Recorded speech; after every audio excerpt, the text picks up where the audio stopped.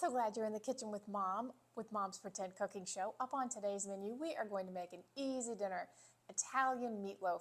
It's delicious, it's pretty easy. We'll serve it with a side of roasted broccoli. Let's get started. If you've been cooking with me before, you know I'm a lazy cook, and I feel like after doing a long day, the last thing I want to do is more dishes. So, first thing you want to do is prepare your pan for the meatloaf.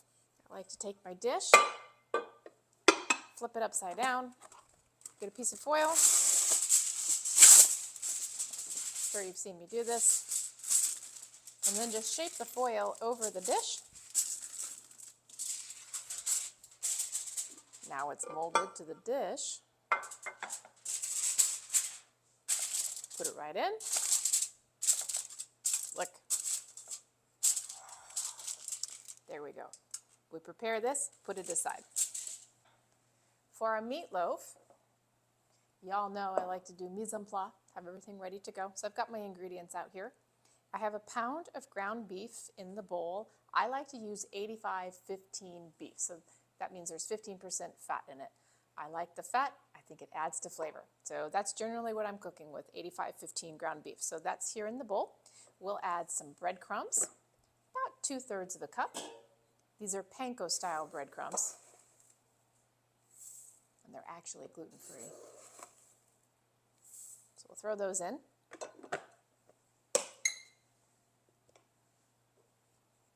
An egg.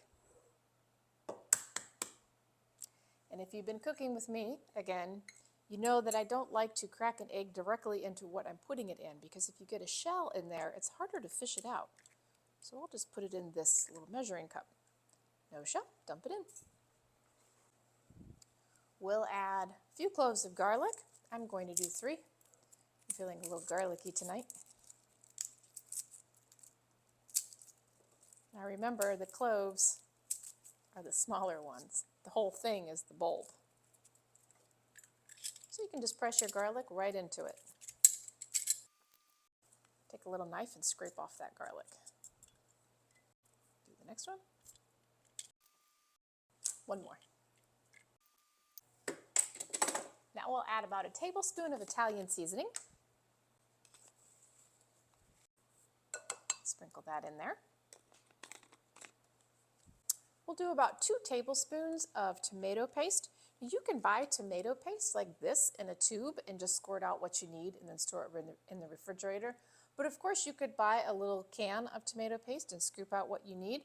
Don't throw the rest of that can away though.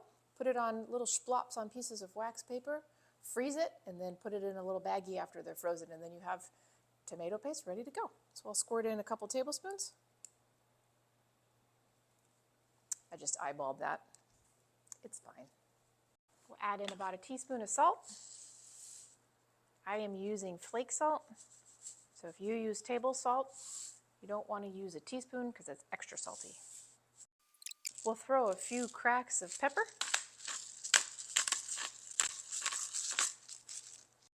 And last, but certainly not least, freshly grated Parmesan cheese. When a recipe calls for Parmesan, it's not this. This is a great topping for pizza, but it's not the Parmesan you want to be using when you're cooking. Parmesan that you want to use when you're cooking comes in a block, like this. You can buy pre-shredded Parmesan. It's like little sticks of Parmesan. I don't recommend that. Get the block.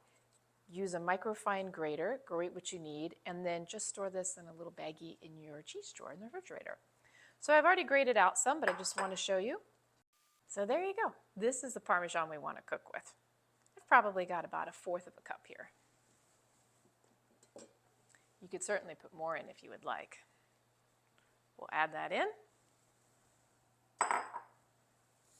And before we start mixing all of this up and get our hands all yucky, I want to prepare the topping that we're going to spread on top of it. So in a little dish here, I've got about 1/3 of a cup of ketchup. We are going to add in a heaping teaspoon of this chopped calabrian peppers. And I don't think I said that right, but this is what it is. So a heaping teaspoon, like that.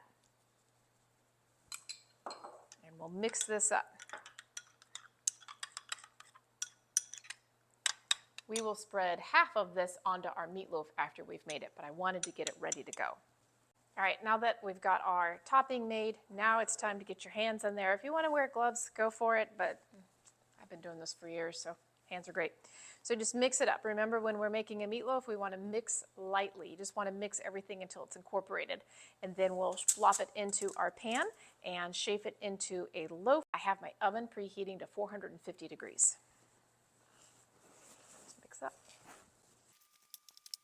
When I'm mixing it, I'm almost kind of picking it up and smearing it into the rest of it to mix it up. So I pick it up, kind of just smear it in. There we go. I'd say that's mixed. It's pretty easy. And then now we'll put it in our pan. We'll just shape it. When I shape a meatloaf, I use one hand that I'm kind of pushing against and shaping it.